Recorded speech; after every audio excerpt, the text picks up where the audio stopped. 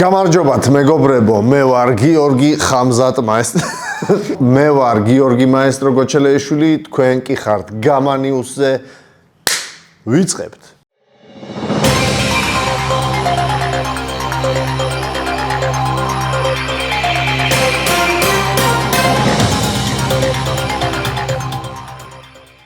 მეგობრებო, როგორც მოგეხსენებათ, უმაგრესი, ძალიან მაგარი, ვაუ ივენთი ჩავატარეთ და ამ ივენთზე გამას ბონუსები შემდეგნაირად განაწილდა. იოსელიანმა დაითრია პერფორმენსის ბონუსი, ნიკა ნოზაძეს ძალიან დამაჯერებლად მოუგო მან და 1000 ლარი ერგო მას დამატებით იმ ჰონორართან ერთად, რაც მან აიღო.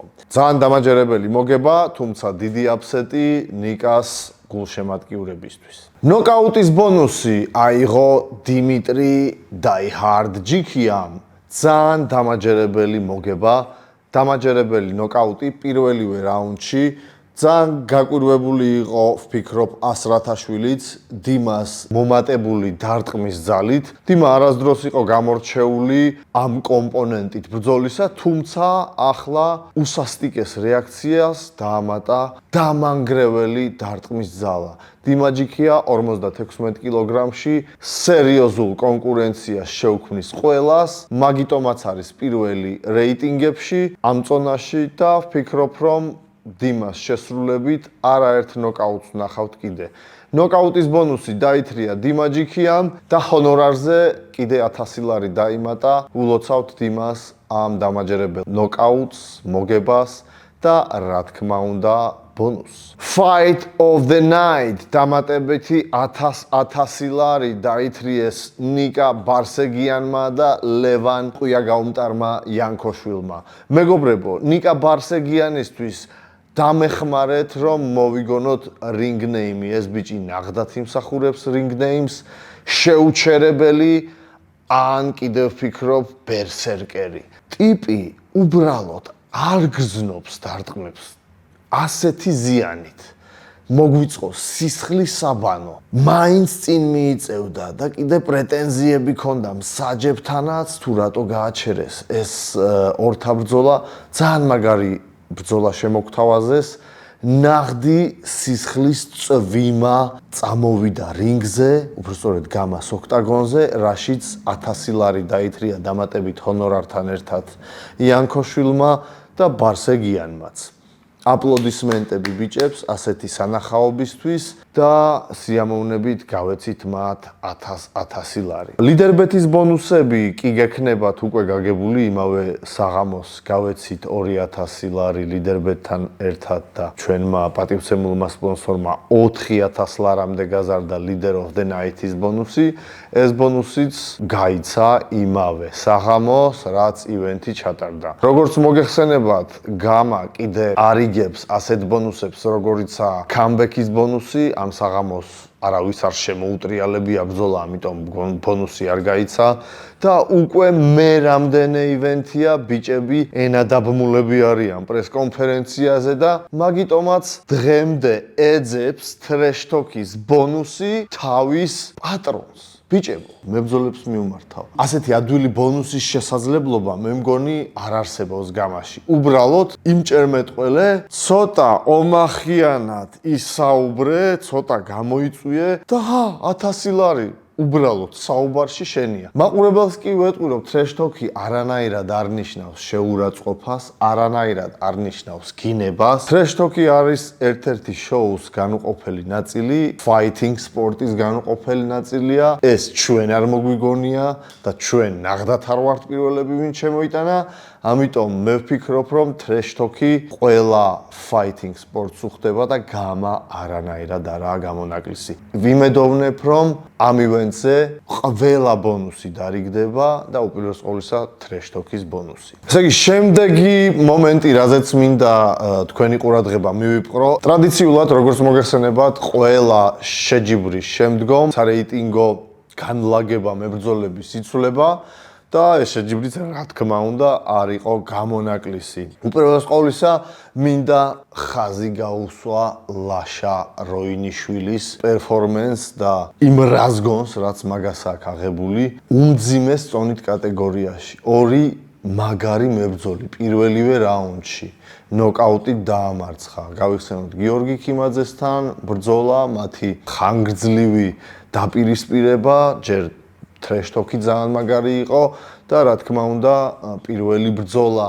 გამორჩეულად მაგარი იყო, მეტი ინტრიგა იყო, თუმცა მეორე ბრძოლაში ლაშამ ყველა კითხვას პასუხი გასცა და ვინმეს კიდე რამე კითხვები თუ რჩებოდა სპეციალურად ჩამოვიყვანეთ 70 მილიონიანი ქვეყნის კრივის ჩემპიონი იუსუფ მუჰამადი, რომელსაც ლაშამ შანსი არ დაუტოვა პირველივე რაუნდში აგრძნობინა ყველა სხეულის სივრცით გამას კანვასი. დააწვინა ეს ადამიანი. ამიტომ ლაშა როინიშვილი მაგარ რაზგონზეა რეიტინგებში პირველ ადგილზეა აბსოლუტურ წონით კატეგორიაში და ლაშა ნახდათ იმსახურებს საჩემპიონო ბრძოლას. ჩვენ ბევრი ვიმუშავეთ, ლაშაც ყველანაირად გვიტევდა რომ მაბრძოლეთ, ახლა მინდა რაზგონზე ვარ, ხოძე ვარ და სამწუხაროდ ვერ გავაკეთეთ ეს ბრძოლა, უბრალოდ მის ახლო წონით კატეგორიებში არც ერთი მებრძოლი არ იყო თანახმა, რომ გაეზიარებინა მასთან რინგი. ყველა მოარი თქვეს, ახლა კონკრეტულად გვარები რო არ დავასახელო, მათ შორის ბერიკაშვილმაც თებერვალში გაუგებარი პასუხი გაგვცა, თუმცა ბერიკაშვილი იყო, როგორც მოგახსენებთ, სანამ ლაშა მოიგებდა ამ ბრძოლას პირველ ადგილზე, ჩვენ გვინდოდა მათი საჩემპიონო ბრძოლაში დატაკება, თუმცა კონკრეტული პასუხი არ დაუბრუნებია ბერიკაშვილს და ამიტომაც ჩვენ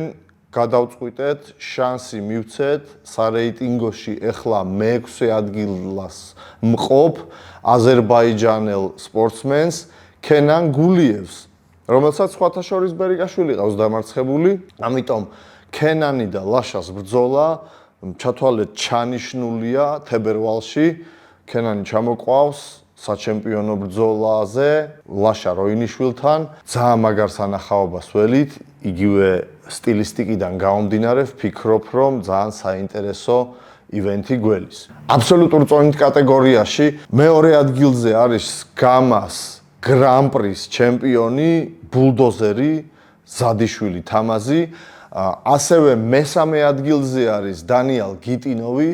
ამ ბრძოლას ჩვენ ვამუშავებთ ასევე თებერვლისთვის, ეს იქნება წინა საჩემპიონო ბრძოლა და ამ ორი ბუმბერაზი მებრძოლის შორის მოგებული შეხვდება და შეეცდება ქამარი წაართვას მოგებულს როინიშვილისა და ქენან გულიევს შორის. რაბედი ეწევა ბერიკაშვილს. პაატამ არ დაკარგა შანსი, რომ საჩემპიონო ბრძოლა ჩაატაროს. როგორც მოგეხსენებათ, ეს მებრძოლები, რომლებიც არიან ლაშა როინიშვილი, გიორგი ქიმაძე, ქენან გულიევი და პაატა ბერიკაშვილი, აბარებენ წონას როგორც აბსოლუტურ წონით კატეგორიაში, ასევე თითქმის უპრობლემოდ ჩამოდიან 93 კილოში. ამიტომ პაატა ბერიკაშვილს აქვს შანსი, რომ საჩემპიონო ბრძოლა ჩაატაროს 93 კილომდე წონით კატეგორიაში, სადაც მას დიდი ალბათობით შევთავაზებთ სლავა მარგიშვილთან საჩემპიონო ბრძოლას. თუმცა როდის მოხდება ეს თებერვალში, მარტში, თუ კიდე შემდგომ თვეს, დრო გვანახებთ. ჩვენ მაქსიმუმს დავდებთ იმისთვის, რომ ეს ბრძოლა სულ მალე შემოგთავაზოთ ჩვენო პატივცემულო მაყურებელო. შეხედეთ რეიტინგებს და თქვენი აზრი გაგვიზიარეთ იმის შესახებ, თუ რამდენად ლოგიკურია ეს სარეიტინგო განლაგება და თქვენი ვერსია შემოგთავაზეთ, თუ როგორ იქნებოდა თქვენი პირადი დაჯერებით უფრო სამართლიანი, რომ განგველაგებინა მებრძოლები რეიტინგებში. მე უბრალოდ შეგახსენებთ, რომ იმის გარდა თუ ვინ რამდენი მოიგო და რამდენი წააგო, ჩვენ ვანიჭებთ დიდ მნიშვნელობას თუ როგორი ბრძოლის სურათი იყო, რამდენად კონკურენტული ბრძოლა ჩაატარა, რომელ მეტოქესთან. ამ ყველაფერს რა თქმა უნდა დიდი მნიშვნელობა აქვს და ძალიან დიდ მნიშვნელობას ვანიჭებთ იმას, თუ მოიპოვა თუ არა ამა თუ იმ მებრძოლმა, ამა თუ იმ საღამოს რაიმე ბონუსი. იმიტომ რომ ბონუსი პირდაპირ გამოხატავს იმ მომენტს თუ რამდენად წარმატებულად ჩაატარა მან ბრძოლა. მე პირადად უპირატესობას ვანიჭებ იმ მებრძოლებს, ვინც მიუხედავად წაგებისა Fight of the Night-ის ბონუსი აიღეს, ვიდრე რაღაც safe play და ისეთ დამაძინებელ ჩხუბს რო უყურებ. ამიტომ ამ ყველაფრის გათვალისწინებით გაგვიზიარეთ აზრი, აუცილებლად გავითვალისწინებთ საღკრიტიკასაც და მით უმეტეს საღრჩევებს. კინაღამ დამავიწყდა 93 კილოგრამამდე, თქვენ ხედავთ რომ არც ისე ბევრი მებრძოლი ყავს, სულ 3 მებრძოლი ასპარეზობს ამ წონით კატეგორიაში ამ ეტაპზე, თუმცა უკვე გამა გრინჩის ფარგლებში ემატება 2 მებრძოლი ამ წონით კატეგორიას და თებერვალშიც ჩვენ მაქსიმუმს ვდებთ რომ კიდე 2 მებრძოლი დავამატოთ. ბევრი მათგანი მაგარი სპორტსმენია და ზოგი მათგანი კი ქუჩიდან მოდის და არანაკლები დამრტყმელები არიან. ამიტომ ეს წონითი კატეგორიაც გამოცოცხლდება და რა თქმა უნდა, ნუ გავიწყდებათ ყველას, ვისაც გინდათ გამაში თქვენი უნარების გამოჩენა, რომ ჩვენ ვატარებთ სპარინგებს. ამიტომ ამ ვიდეოს ბმულში იქნება ლინკი, სადაც უნდა გადახვიდეთ, დარეგისტრირდეთ, ჩვენ დაგპატიჟებთ სპარინგებზე, დაზუსტებით ჯერ არ გვაქვს თარიღი, როდის ჩავატარებთ, თუმცა გვექნება თუ არა, აუცილებლად დაგპატიჟებთ. გამოიწერეთ ყველა ჩვენი პლატფორმა, ჩვენ TikTok-ი, ჩვენი Facebook-ი, ჩვენი YouTube არხი, ჩვენი Instagram-ი, ყველგან მანდ ვაანონსებთ სპარინგების თარიღს, დროს, ჩატარების ადგილს. ამიტომ მობრძანდით და თუ დარეგისტრირდებით ადრე ხსენებულ ბმულზე, მე პირადად მოგწერთ Facebook-ზე ან Instagram-ზე, უბრალოდ ყურადღება დაუთმეთ. კიდევ ერთ არც ისე სასიამოვნო მომენტს უნდა შევეხო. გამას ივენთებზე ყალიბდება შავი სია. რას ნიშნავს ეს? ყველა ის მებრძოლი, რომელიც გამაში იბრძვის, უნდა იბრძოლოს მხოლოდ რინგის შუაში, ან ოქტაგონში. რინგს გარეთ ბრძოლას და ყველანაირ სხვანაირ ძალადობას გამა არანაირად არ უჭერს ხარს და ვერანაირად ვერ დაუჭერს ხარს.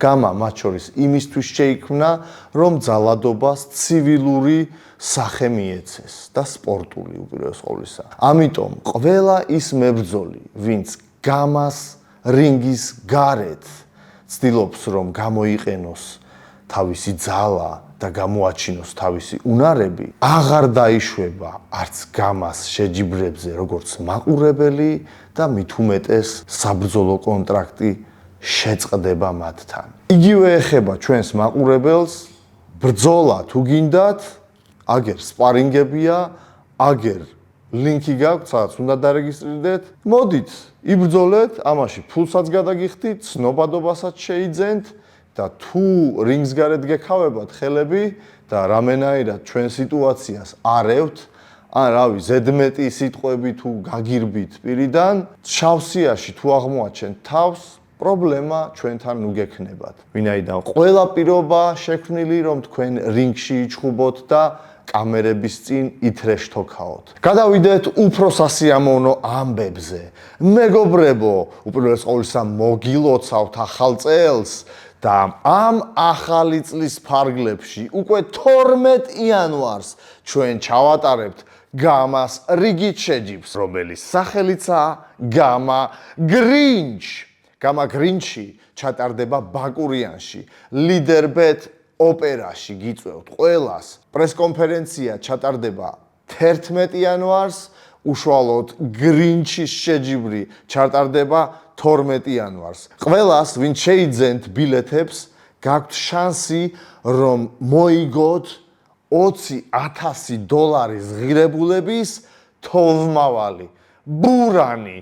ბურანით წახვალთ ეგრევე ჩვენ შეჯიბრიდან ის, ვისაც ბედი გაუღიმებს და ვისაც ბედი ესე სასტიკად არ გაუღიმებს, დიდი ალბათობით პრიზის გარეშე არ დარჩებით. რატომ? იმიტომ რომ უამრავი პრიზი გელოდებათ ჩვენს სპონსორისგან. მადლობა ლიდერბეტს ასეთი მხარდაჭერისთვის და დარწმუნებული ვარ, რომ ბევრი თქვენგანი ძალიან კმაყოფილი და გაღიმებული წავა გამა გრინჩის შეჯიბრიდან. შეგახსენებთ, რომ ბაკურიანში დიდი სპორტსასახლე უბრალოდ არ არსებობს, ამიტომ ძალიან შეზღუდულია ადგილები. გაყიდვაში დარჩა სულ 69 ბილეთი, ამიტომ იჩქარეთ.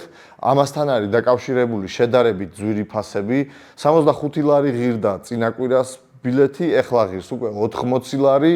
შემდეგ ორშაბათს ღირება 100 ლარი და კარზე კი 120 ლარი. ამიტომ იჩქარეთ, როგორც თქვი, სულ 69 ბილეთი დარჩა. მეორე მხრივ, ეს კიდევ უფრო ზრდის თქვენ შანსს, რომ ბურანი მოიგოთ და ბურანი თუ არა სხვა პრიზი, ამიტომ წინასწარ დაითრიეთ ეს ბილეთები, რომ გამოხვიდეთ კარგ ფასში და არ მოგიწიოთ 120 ლარის გადახდა კარზე. მეგობრებო, კიდევ ერთხელ ხაზგასმით ვიტყვი ამას, როგორც უმეტესობა თქვენგან ითხოვდა, საბურავები დაბრუნდა. გამა გრინჩზე ახალი წელი, ძველი იერით, ძველი საბურავებით და რა თქმა უნდა, უმაგრესი ქარდი შევკარი. უყურადღებოთ, არც ერთი ბრძოლის გამოტოვება არ შეიძლება. და ნება დამთეთ, წარგიდგინოთ გამა გრინჩის 12 უმაგრესი წყვილი. მაშასე, ეგრევე ძიმე კატეგორიით დავიწყებთ. 93 კილოგრამში ჩაატარებენ დებიუტს აბრამიშვილი და ბოკელავაძე. ძალიან მაგარ ბრძოლას შემოგთავაზებენ ბიჭები, ეგრევე მიცემენ სათანადო ტონაჟს ჩვენს საღამოს. სისასტიკესაც არ მოაკლებენ. მეორე ბრძოლა მიუხედავად იმისა, რომ ჩატარდება 60 კილოგრამში, დამიჯერეთ, არანაკლები სისასტიკე იქნება. გამა ამაყობს ამ ახალი შენაძენით, ამ მებრძოლით, ძალიან ახალგაზრდა და პერსპექტიული მებრძოლი შევიძინეთ. ყველა კიკბოქსინგის გულშემატკივარს გეცოდინებათ თუ ვინა საბა კონჩოშვილი, უმაგრესი მებრძოლი, უმაგრესი შოუმენი და ძალიან პერსპექტიული სპორტსმენი. მას სამწუხაროდ ჩაეხსნა ლაშა გიორგი ხუბიაშვილი, მაგრამ მე პირადად როგორც გამას მატჩმეიკერი გპირდებით, რომ 200% ჩავდებ იმაში, რომ ამ ბიჭს სათანადო მებრძოლი მოუძებნო გამას უკვე დიდი მებრძოლების ბაზიდან. უმაგრესი ბრძოლა იქნება დამერწმუნეთ საბა კონჩოშვილის შესრულებით და როგორც შეგპირდით, არანაკლებ მებრძოლს მოუძებნი, აზრი არ აქვს, იქნება ეს დებუტანტი თუ უკვე გამაში ნაბრძოლი სპორტსმენი. შემდეგი ბრძოლა Desert Eagle მერაბ გუკასიანი დიდი პაუზის შემდეგ გვიბრუნდება. საკუთარ კუთხეში ბრძოლა ვერ გამოტოვა მან და ებრძვის თორნიკე Scarface თუმანიშვილს. საინტერესო დაპირისპირება იქნება ჩემი აზრით, ვინაიდან მიუხედავად იმისა, რომ მერაბს აქვს უარყოფითი რეკორდი, მას არაერთი სანახაობრივი ბრძოლა შემოუთავაზებია გამას მაყურებლისთვის. საკუთარი კუთხე მას ძალებს შემატებს, ვფიქრობ, თუმცა თორნიკე თუმანიშვილი სერიოზული მეტოქეა მისთვის. მერაბი გამოცდილი მოკრივეა შეგახსენებთ, კრივის ტექნიკა არაკლია, თორნიკეს კი ნაღდათ არანაირად არაკლია ღონე და ძალა, მიუხედავად იმისა, რომ მას კრივის ტექნიკა აკლია, ის შემპირდა, რომ კრივში დიდ დროს ატარებს და ხვეწავს ტექნიკას და ამასთან ერთად ჩვენ გვახსოვს თორნიკეს არა ადამიანური ძალა და მას უკვე ყავს ერთი კლასიკური მეტოქე დამარცხებული. ამიტომ ვფიქრობ, რომ ძალიან სასტიკი ბრძოლა გვერის მათ შესრულებაში. ნოკაუტი იქნება ჩემი მოსაზრებით, მაგრამ ვინ გააკეთებს და როგორ შევხედოთ და დავტკბეთ ამ სანახაობით. შემდეგი ბრძოლა იქნება 56 კილოგრამში. ლადო მეგრელიძე გაიზიარებს რინგს ასევე დიდხანს პაუზის შემდეგ ბექა გაბაიძესთან. შეგახსენებთ ბექა გაბაიძეს მხოლოდ ერთი ბრძოლა გამაში ჩატარებული, მაგრამ ბევრის 10 ბრძოლას უდრის, ისეთი სანახაობა შემოგთავაზა. ძალიან მაგარი ბრძოლა შემოატრიალა, ძალიან სასტიკი, შეუჩერებელი აგრესია გვაჩვენა მან. ვფიქრობ, რომ ეს ბრძოლაც არანაკლებად სანახაობრივი იქნება, ვინაიდან ლადო მეგრელიძეს მიუხედავად პატარა ტანისა უზარმაზარი მამაცი გული აქვს და ისეთი შემართება, როგორც გამას მებრძოლს შეჰფერის და არანაირად არ ჩამოუვარდება ბექა. ორივე მებრძოლი ძალიან შემტევი ხასიათის არიან და ძალიან მაგარ ბრძოლას შემოგთავაზებენ.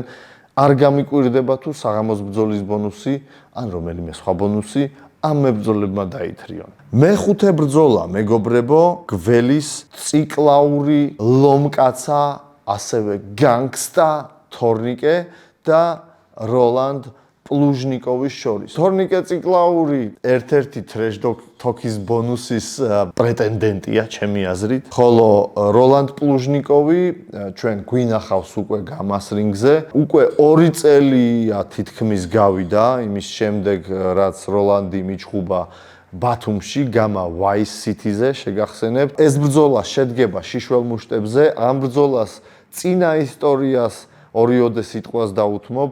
ბიჭები უკვე შეხვედრილები არიან კრივის წესებით, თუ სწორად ვიცი. როლანდის აქვს თორნიკეზე მოგებული კრივის წესები, თუმცა როგორც მოგეხსენებათ, რამდენადაც არ უნდა გავდეს მუშტი კრივი კრივს, ეს კრივი არ არის, გამა კრივი არ არის.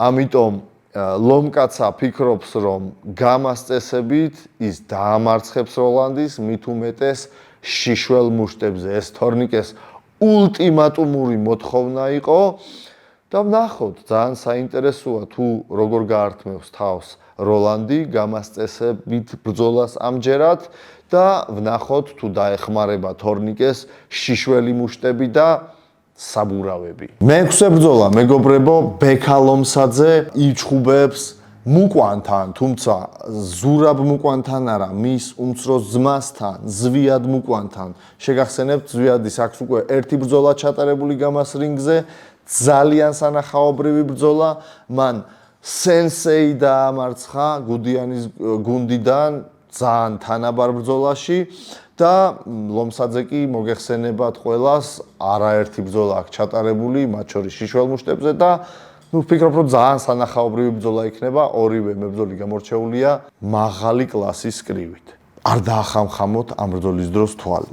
შემდეგი ბრძოლა კიდევ უფრო საინტერესო, ვიდრე წინათ ჩამოთვლილი ბრძოლები, ვინაიდან ტარზანა მერაბ იაშვილი შეხვდება თურქ მებრძოლს ახმედ კანს. ახმედ კანს აქვს უკვე ერთი ბრძოლა გამას რინგზე ჩატარებული, ნოკაუტით მოიპოვა მან ეს ბრძოლა.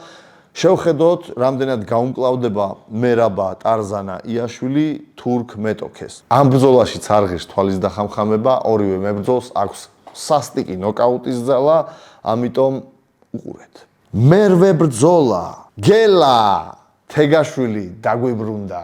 მან მოიპოვა, როგორც წინათ გითხარით, კრივში ქამარი. ეხლა გამას ქამარს უნდა შეუტიოს 60 კილოგრამში, თუმცა სანამ ქამრის რბოლაში ჩაერთვება, მას დიდი დაბრკოლება ელის წინ ნიკა კალანდაძე. ნიკა კალანდაძე მიუხედავად იმისა, რომ გამას რინგზე არის დებიუტანტი, მას აქვს უკვე არაერთი ბრძოლა ჩატარებული. MMA-დან მოდის ეს სპორტსმენი, MMA-ის მაყურებელი დიდი ალბათობით იცნობს ამ სპორტსმენს, დიდი ალბათობით კი არა, თუ MMA-ის მაყურებელი ხარ, must არის ნიკა კალანდაძე რო იცოდე, ამიტომ ეს არ იქნება გელასთვის ადვილი გაგულავება, ძალიან საინტერესო ბრძოლა. უნდა ვუყუროთ ამ ბრძოლასაც. ნოკაუტებმა შეიძლება მოთოვოს ბაკურიანში. გადავდივართ კიდევ უფრო მეტ სანახაობა და მეტ სისასტიკეზე. გრან-პრის ბრძოლები. 3 გრან-პრის ბრძოლა გველოდება მხოლოდ შიშველ მუშტებზე ამ ივენტზე. ხეზრეთ გოჟჯანოვი რინგს გაიზიარებს გიგა თაბუკაშვილთან. ძალიან საინტერესო ბრძოლა იქნება ეს, დამიჯერეთ, ხო შეგპირდით, რომ ნოკაუტები მოთოვს და ვინ გააკეთებს ამ ბრძოლაში ნოკაუტს, ძალიან საინტერესოა ჩემთვის. შემდეგი ბრძოლა კიდევ უფრო საინტერესო, 3-მდე იწევს გრადუსი, მიუხედავად იმისა, რომ თოვლი იქნება ნოკაუტების, არ დაგავიწყდეთ, ზომბი და ელგუჯა ჩაატარებენ რევანშს შიშველ მუშტებზე ამჯერად და ძალიან საინტერესო იქნება. მით უმეტეს იმ ფარგლებში რომ ჩვენ ვნახეთ ელგუჯა რა სასტიკ ფორმაშია მიუხედავად დიდი პაუზისა ჩვენ ვიცით რომ ზომბი უსასტიკეს ფორმაშია და ზომბი არ ჩერდება ზომბი სულ წინ მიიწევს და ამჯერად შეჭამს თუ არა ელგუჯას twins ზომბი დავინახავთ ჩვენ მიუახლოვდით თავარ ბრძოლებს Co-main event-ი ნაირ მელიქიანი გაიზიარებს რინგს დავით სტოუნერ ბადურაშვილთან. ახალქალაქელი მელიქიანი თქვენ ყველამ დაინახეთ რა სასტიკი მებრძოლია, თუმცა დავითი საერთოდ არ არის განერვიულებული იმით ვის ხდება. პირიქით აქეთ უტევს ნაირას იძახის რომ ეს ბრძოლა მან უნდა წამოიღოს. ძალიან საინტერესოა, ვინაიდან მე მებრძოლებთან პირდაპირ კონტაქტში ვარ, დავითი ასეთ ფორმაში არ ყოფილა. Game plan-ი აქვს ძალიან სწორი შერჩეული და მიუხედავად იმისა, რომ ნაირი ფავორიტი ამ ბრძოლაში ხარავისთვის არ იქნება ეს დასამალი და სეკრეტი, დამიჯერეთ დავითის შემართება არაერთხელ უვანგავია დავითს, აქაც იძახის რომ ნაირს ჩამოვადებინებ თავს საბურავებზეო. და რაც მთავარია, ბექა Warrior კორტავა იჭუბებს ასევე გამა გრინჩზე main event-ზე და შეეცდება თავისი ჩემპიონის ქამარი 70 კილოგრამ წონით კატეგორიაში დაიცვას უსასტიკეს მებრძოლთან ბესო ფარჯიანთან ბესომ ძალიან მაგარი ბრძოლები შემოგთავაზა წაუგებელი სერიით მოდის. მან ჩაატარა 3 ბრძოლა, 3-ვეში უმაგრესი სანახაობა შემოგთავაზა. 2 ბრძოლა მან დროზე ადრე დაამთავრა. Contender ლიგაში უსიტყვოდ მოიგო, დაანოკაუტა მეტოქე. უსასტიკესი ნოკდაუნიდან ადგა, შემოატრიალა ეს ბრძოლა და ნოკაუტით მოიგო და აი ახლა ბესო შეეცდება ბექას წართვას ქამარი. ამიტომ არ გამოვტოვოთ მეგობრებო ეს საღამო, ვისაც ჯერ არ დაგიგეგმიათ ბაკურიანში ჩასვლა, უდიდესი მიზეზი შეგიქმენით ამისთვის, ვისაც არ შეგიძლიათ ბაკურიანში ჩამოსვლა, ან ნუ რავი რაღაცა გაუგებარი ჩემთვის მიზეზით არ მოგინდათ ჩამოსვლა, შეგიძლიათ შეიძინოთ გამა TV სულ $1.99, შეგახსენებთ რომ წინასწარ ღირს შეძენა ვინაიდან უშუალოდ პრესკონფერენციის დღიდან და შეჯიბრის დღეს სანამ მოკლედ ვიდეო YouTube-ზე დაიდება, ანუ 11 იანვრიდან და სავარაუდოდ 13 ან 14 იანვრამდე ტრანსლაცია ეღირება $4.99. ამიტომ $2 გამოდი 5-ის მაგივრად. ლოგიკურია. და თუ არ გინდა გამას მხარი დაუჭირო და ეკონომია გააკეთო, შეგიძლია ვერიფიკაცია გაიარო ჩვენ სპონსორის ვებგვერდზე Leaderbet-ზე და ასევე დატკბე ონლაინ ტრანსლაციით. უყურე გამას, გამოიწერე ჩვენი არხი, არა მარტო YouTube არხი, ყველა პლატფორმაზე გამოყვევი, ამით ჩვენ გაგვაძლიერებ, მით უმეტეს გაგვაძლიერებ თუ იყიდი ტრანსლაციას, ან მით უმეტეს თუ ჩამოხვალ ბაკურიანში, ჩამოსასვლელად ბევრი მიზეზი გაქვს, ბევრი პრიზები, მთავარი პრიზი ბურანი $20,000-იანი, მაგარი ახალი წელი გველის წინ, მოკლედ.